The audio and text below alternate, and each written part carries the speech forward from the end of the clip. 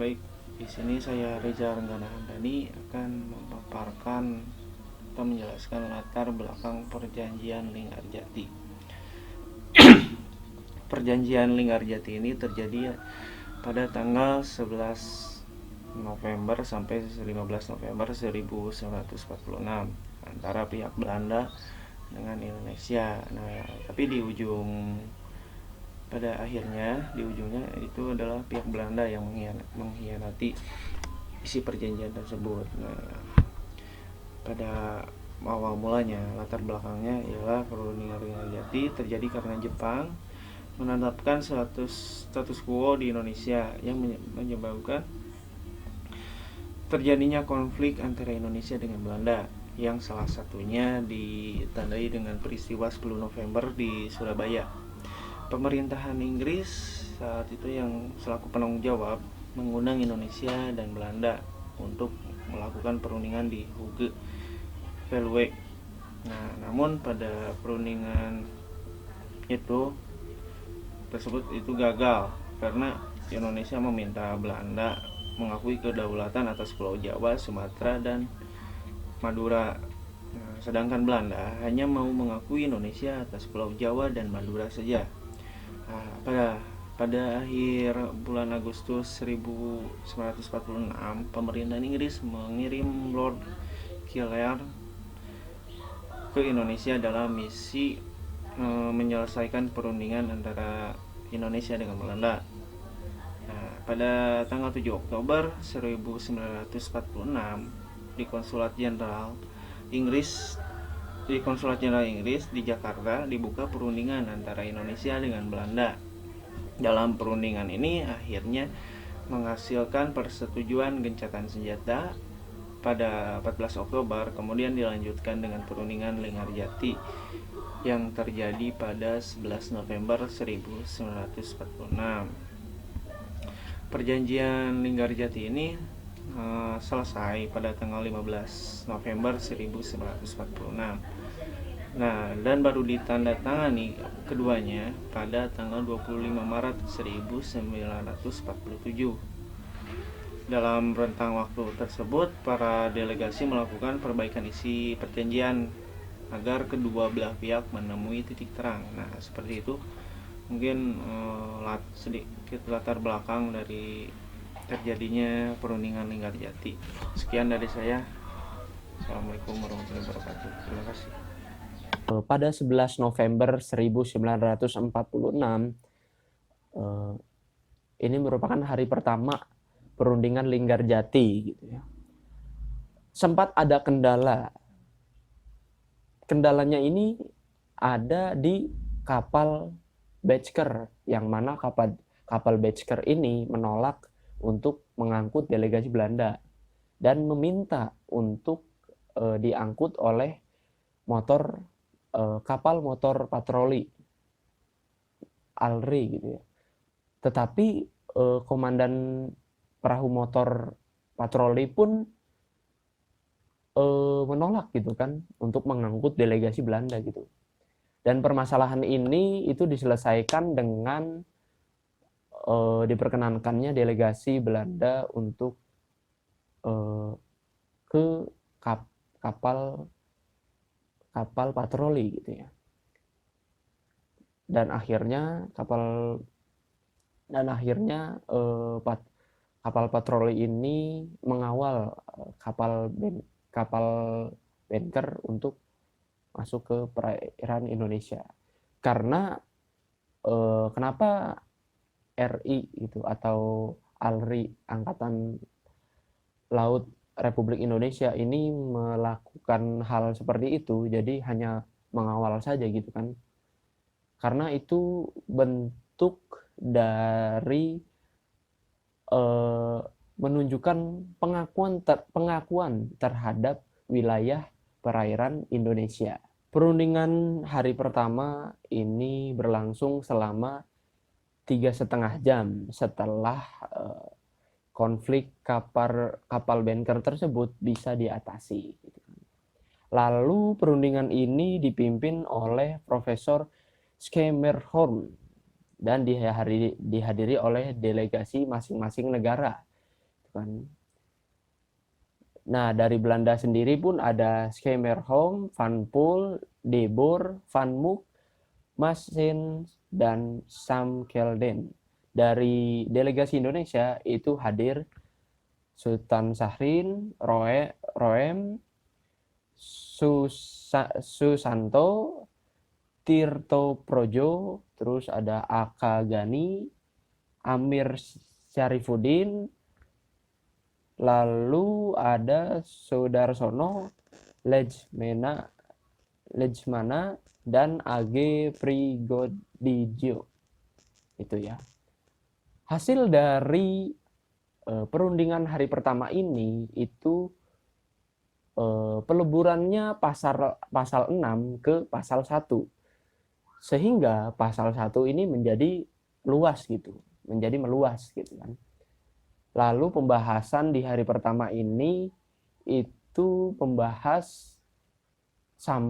sampai pembahasan pasal 2. Pada tanggal 13 November 1946 itu merupakan hari kedua dari perundingan Linggarjati gitu kan.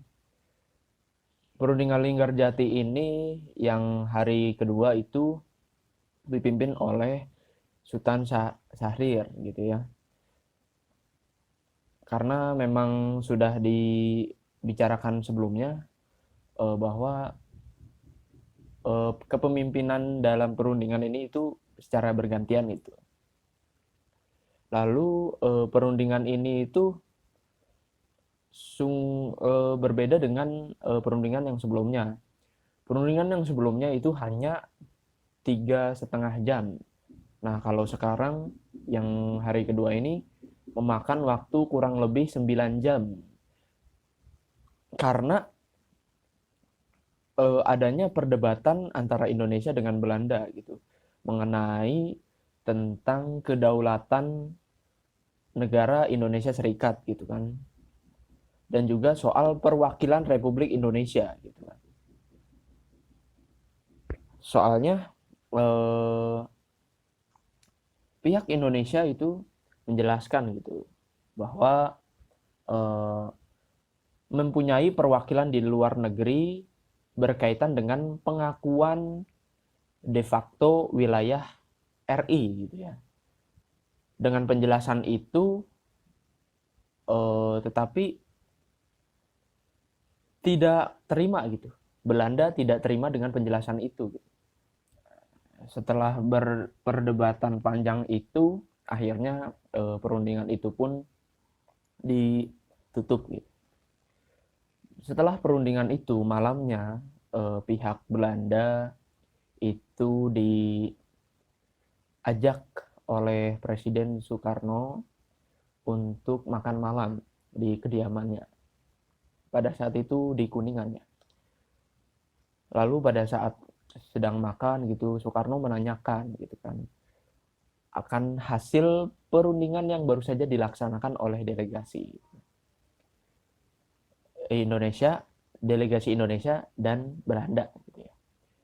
Tetapi pihak Belanda ini malah membahas tentang pasal 2 seputar Indonesia, negara Indonesia Serikat saja gitu ya.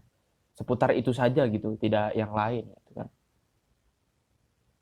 Meskipun Soekarno tidak begitu tahu ya mengenai perundingan tersebut, tetapi Soekarno siap bersedia untuk menerima hasil dari perundingan ini.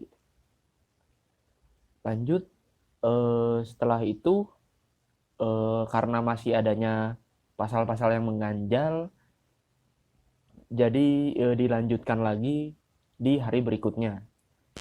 Perundingan yang ketiga yaitu pada 13 November 1946. Nah, perundingan ini dipimpin oleh Sultan Syahrir. Lalu anggota-anggota yang hadir pada saat itu sama seperti sebelum-sebelumnya. Tetapi kali ini ada satu yang tidak hadir dari delegasi Belanda, yaitu Van Mook.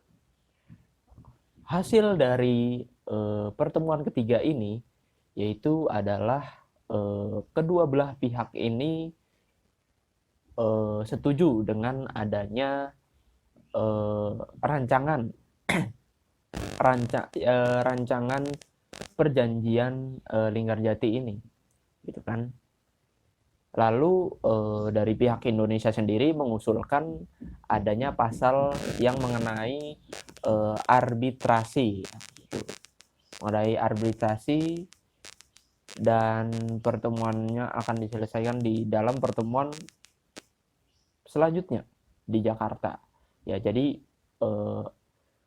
adanya ada pasal tambahan mengenai arbitrasi, gitu kan.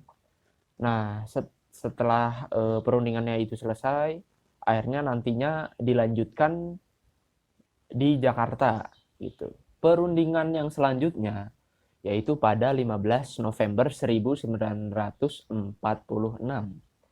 Nah, pada perundingan ini Sultan Syahrir, ya kurang lebih seperti itulah, ini berhasil menambahkan lagi pasal tentang arbitrasi, gitu ya. Nah,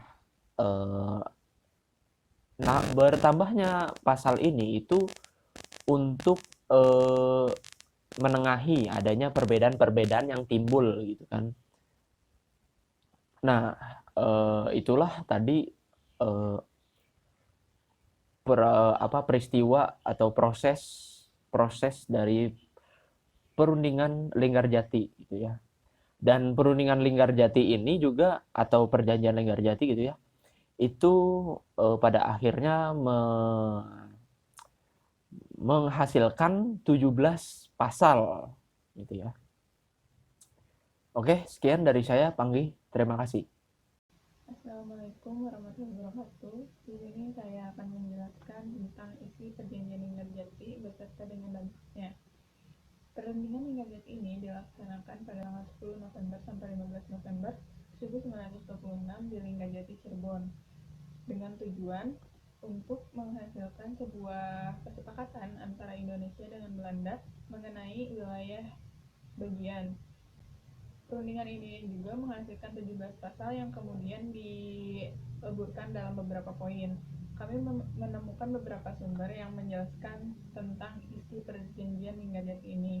Salah satunya ada di buku SNI jilid 6 tahun 1984, di mana dalam buku SNI tersebut disebutkan 2 poin inti dalam perjanjian Linggarjati tersebut.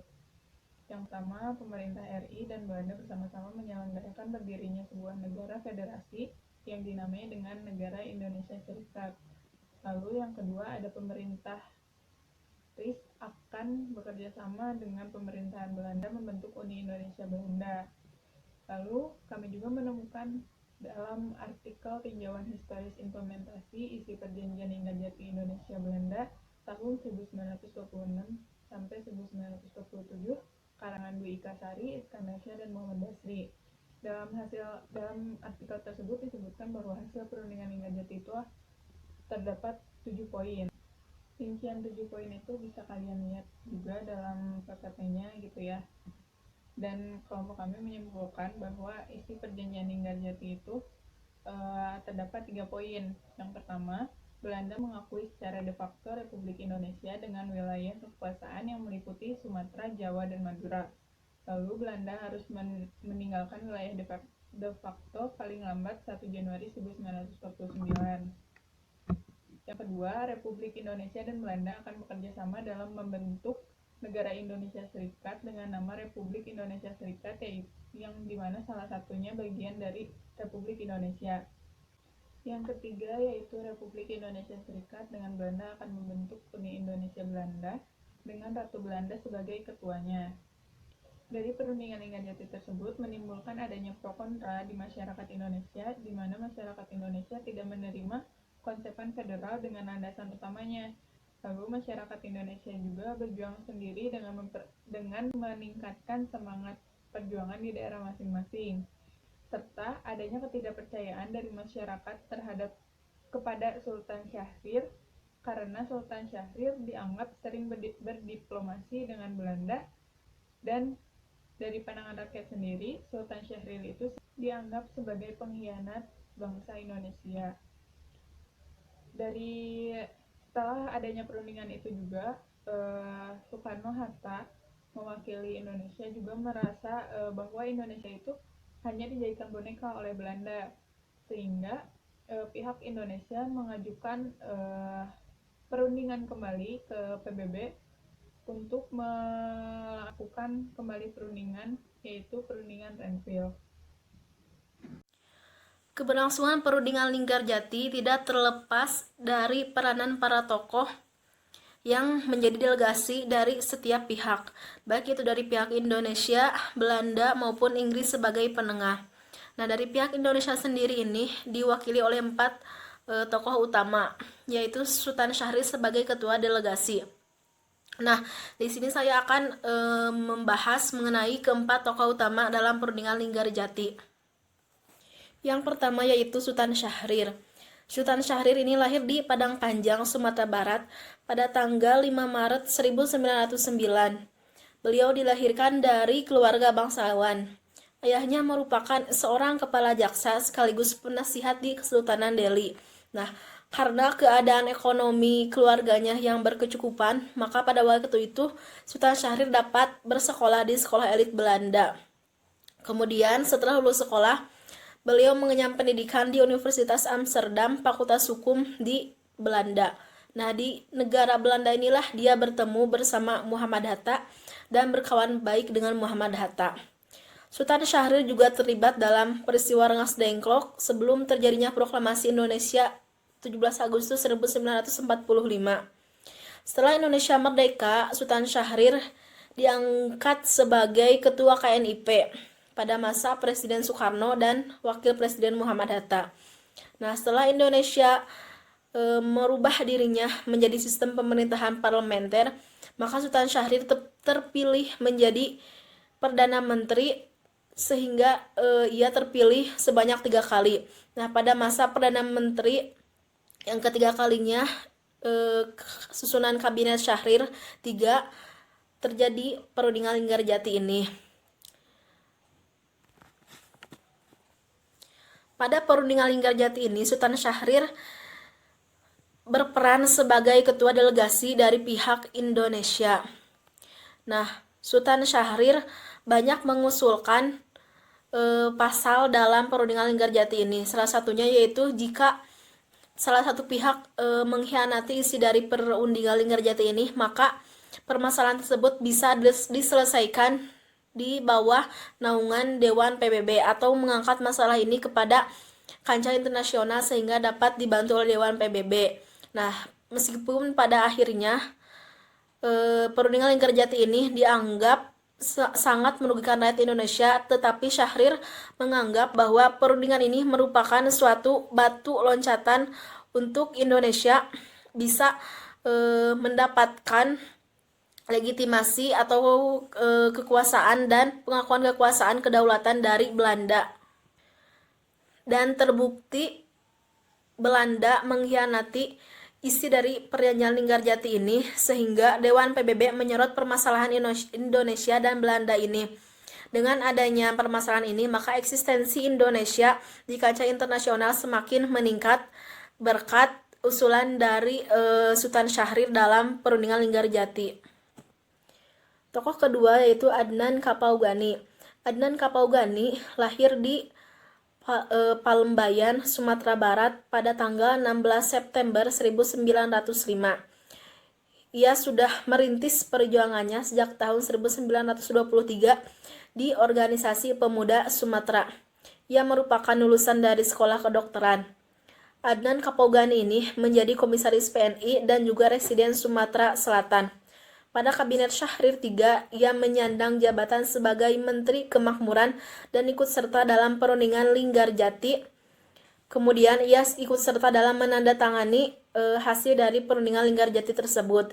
Selain itu, ia juga merupakan seorang bintang film dan pernah membintangi sebuah film yang berjudul Asmara Murni pada tahun 1941. Tokoh yang ketiga yaitu Muhammad Rum. Muhammad Rum lahir pada tanggal 16 Mei 1908 di Temanggung, Jawa Tengah. Sejak kecil ia telah ikut serta dalam organisasi Muhammadiyah karena kakak iparnya merupakan seorang aktivis Muhammadiyah. Sejak masih remaja, ia aktif dalam beberapa organisasi seperti organisasi Young Yapa dan Young Islamic Bonds atau disingkat dengan JIB. Nah, di organisasi inilah dia bertemu bersama Haji Agus Salim dan berkawan dekat dengan Haji Agus Salim. Kemudian ia ikut terlibat dalam kepanitiaan atau anggota partai dari Partai Masyumi. Pada Kabinet Syahrir III ini, ia menyandang jabatan sebagai menteri. Dalam Perundingan Linggarjati ini, pada saat itu Belanda meminta untuk mengadakan wakil dari luar Jawa dan Sumatera. Namun Muhammad Rum dengan tegas mengatakan bahwa luar Jawa dan Sumatera merupakan bagian dari Indonesia sehingga tidak perlu lagi adanya perwakilan. Nah, yang keempat yaitu Susanto Tirto Projo. Beliau lahir pada tanggal 3 Maret 1900 di Solo, merupakan anggota dari BPUPKI sebelumnya, dan beliau merupakan lulusan dari sarjana hukum di Belanda. Pada masa Kabinet Syahrir III ini, beliau menjabat sebagai Menteri Kehakiman, dan dalam Perundingan Linggarjati ini, beliau juga menjabat sebagai wakil delegasi bersama Syahrir. Nah, selain 4 tokoh utama dalam Perundingan Linggarjati ini, masih ada tokoh-tokoh lainnya yang bertugas sebagai cadangan. Soekarno dan Hatta juga terlibat dalam Perundingan Linggarjati ini, namun tidak secara langsung, melainkan hanya sebagai pengamat saja, seperti itu.